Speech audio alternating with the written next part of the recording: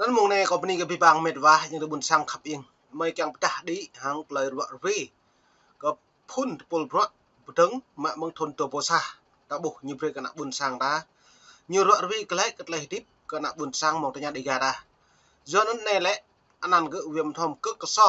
như mo ke tah di ba kana pu phun ja pro do nan tlai ne ta bu lum ta hiam pa le ra ne tôi hang nyo ra ri tôi hang nyo ptah lâm lơ tua lúc lần tua thôn tu bỏ lúc tua nữa lại các bố như bạn nhô về cái lẽ mà bro nhụ bộ mô năng có giàu bộ lại úc chẳng đủ cái ta giữa cái lại như lại càng đủ giờ ta dự rồi nó ta cả bộ mọi giàu nó mỹ giờ nó trắng tròn và tao mệt vả cái nào là doan nhé giàu giữa cái lại tao mọi giàu nó có nhụ mọi giàu giờ ta biết bằng bro ta chỉ nuôi bộ kê cả có bộ lần tạo mà nó cộ bộ đi cộ bộ nấy giàu đấy à giờ nó lại này tôi hàng nhiều lễ bố lẽ bố hạ này có bread ít lăng lốp tóc đó nên về một thóm nhìn nào bởi đi mà pro bọn nó cùng pro tuyên bố cho CRD kỳ họp lần thứ 80 do ông Cơ So trình bày ngày 20 tháng 2 2012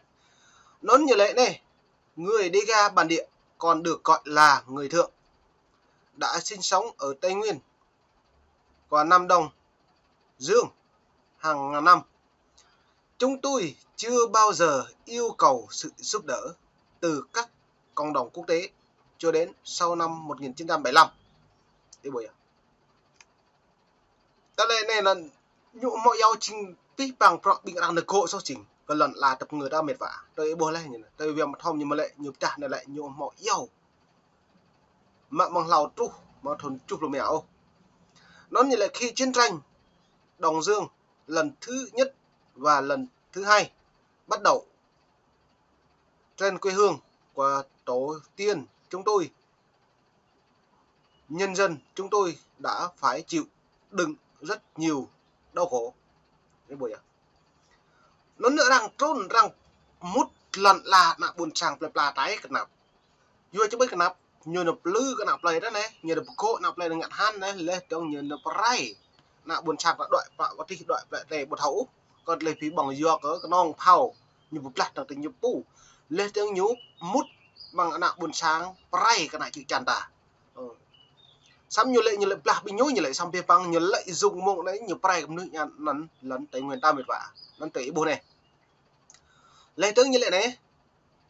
chúng ta không tạo ra những cuộc chiến đó nhưng chúng ta là nạn nhân của những cuộc chiến đó đã như lệ 37 năm kể từ khi cuộc chiến tranh cuối cùng kết thúc và mặc dù người dân Việt Nam đã thịnh vượng và được hưởng tự do nhưng người dân bản địa Dega vẫn tiếp tục bị bức hại vì những cuộc chiến tranh đó. Sự dĩ tán bắp nhỉ sự dĩ nhà cầm quyền Việt Nam áp đặt chính sách đàn áp thành từng sắc tộc đối với nhân dân ta là do tâm lý phân biệt đối xử gờ hữu đối với người dân tộc khác ấy bởi dưới nấn tờ này đã bộ đã đông mệt vả coi tờ này lùm ta cật lại nhớ mít cái này chặt mà đá nhưng ngã lùm trịch nhưng mùng này là cái bộ mùng lau như lại trong pháp trong mỹ tôi không việc mà thom lại bộ mỏ dầu nhũ dầu chẳng nhũ mới dầu mì nhũ mà là mì như vậy ấy bởi nó có ra nguyên nhân lý do mong bay lại như dầu mì là như là mì đúng không dầu prang mình giờ nên trình lại dùng cơ hội đấy Bắc Nam nhập tầng đầy nhiều lại mùng nó lại nhớ lợi dụng như càng mạng lần tay nguyên tái của các lạ lần mong một nục và lại lên tôi nó nục người nó thiệu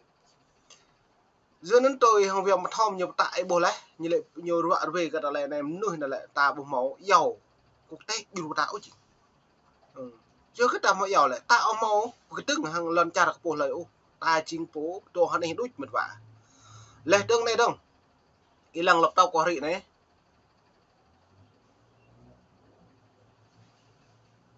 laptop ere có thể nên mệt vả nhỉ nó đang có bọc rồi ít lòng bẹt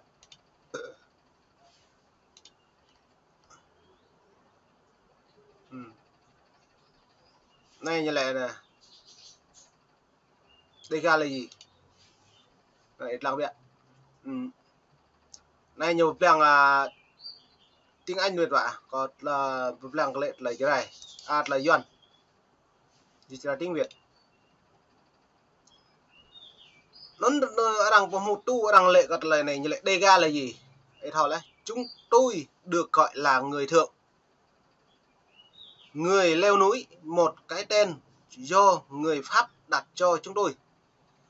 tôi được người Mỹ đã chiến đấu với chúng tôi trong chiến tranh Đông Dương lần thứ hai gọi là Zara. Chúng tôi bị người Việt Nam gọi là mội cái buổi bình doan như giàu ta làm mội ấy như giàu ở đây ta bốc này ta bốc đá đồng ấy bùi bỏ hạn nên mệt quá nó như thế này hãy mồi rợ như giàu mội bữa đảo mồi rợ nó như vậy chúng tôi được chính quyền Việt Nam gọi là người dân tộc chúng tôi tự gọi mình là Dega một cái tên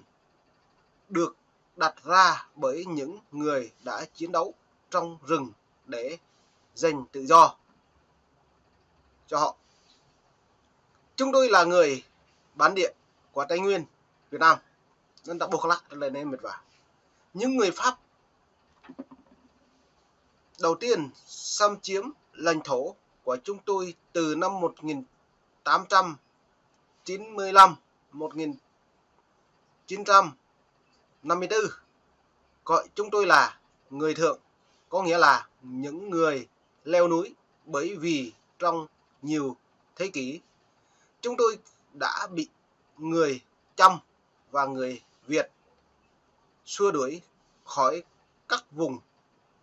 duyên hải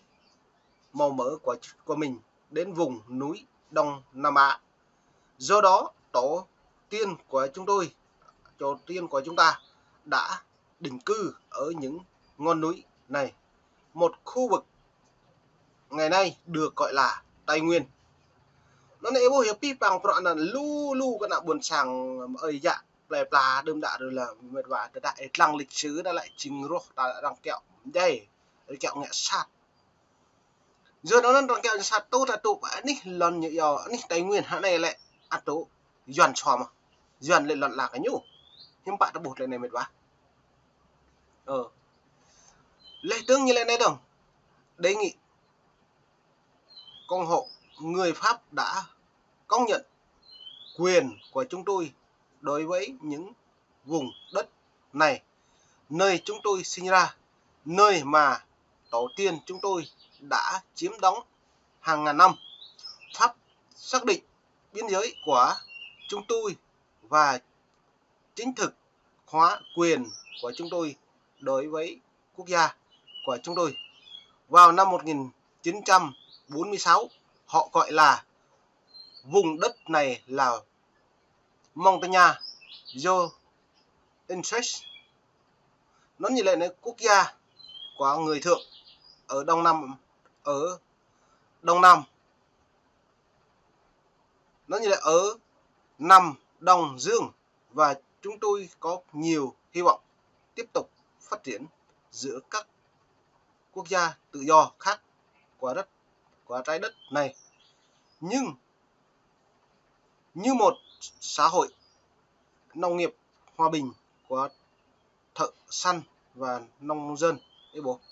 nó nên biết bằng nạ buồn sang ta ông mô sót ta kèng rồi ngay lấy luận lạc ta cố dựa ta mong prang để mi tụi chung tụi cái ta lại xăm nhâm bạ lại lấy tươi cái ta đang chào mô sa tú tụi pan plu pa plu nằm chính đang thao can ta chính phụ hôn phụ lần trong đây do nó này đấng như lấy những người Việt Nam xâm chiếm vùng ven biển của chúng tôi và tiếp quản những vùng đất của chúng tôi. Sau khi người Pháp rời đi năm 1955, gọi chúng tôi là mội, có nghĩa là mội rợ, mong muốn khai thác đất nước của họ bắt đầu bằng nỗ lực phi nhân hóa chúng tôi, cũng như thông lệ của các quốc gia tuyên chiến với các nước láng giềng của họ. Theo quy trình này, những người lãnh tụ của họ có thể cảm thấy hợp lý khi lân sát chúng tôi như động vật ấy bồi. Ta lại ví bằng phận những ngạn ta làm sẽ lồm nong đứt như một lần tam sẽ nụ mệt à. Giờ nó lại là tôm klum của mày pre để buộc lại là thầu nhiên mệt lại chun có lại riêng có việc thóm nhiều mà phận hàng ta lấy kê cả lấy tướng ta buộc mọi dầu chặt thì dầu chặt này giờ ta lại chính ta lại nuôi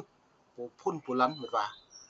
nó lại là tôm klum ta buộc hôm nay nhiều hiếm bạn lại nên là về nên có một lượt lại chun ta này đâu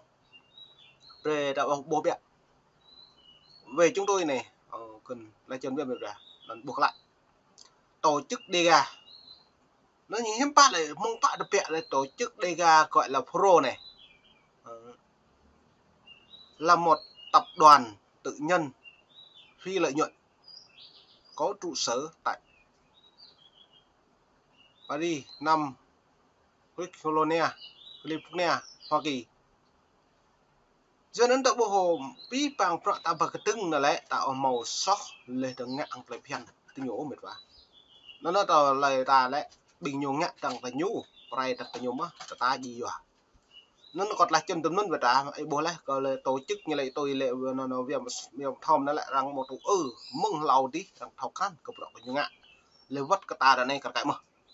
nó như lại này DEGA Pro International này lại là một tổ chức phi thành viên phi thành viên được thành lập bởi ông Kershaw, chủ tịch quý này. Ông Kershaw được gọi sáng lập và lãnh đạo Pro tường E30 cứ sang Hoa Kỳ với sự mạnh vận động thế giới ủng hộ của người DEGA. Ông được gọi chỉ đạo là và một rào quyền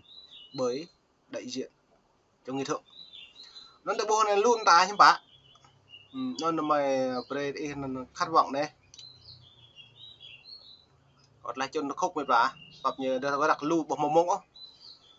Nguyên vọng của người DEGA cũng giống như nguyên vọng và đại hội đồng kêu gọi công nhận các quyền cơ bản sau đây của người dân bản địa vào năm 1983, được tiếp cận với đất đai và tài nguyên thiên nhiên để chúng tôi có thể săn bắt, đánh cá, trang trại, xây dựng lại các ngôi làng của chúng tôi theo phong tục, theo phong cảnh truyền thông và quay trở lại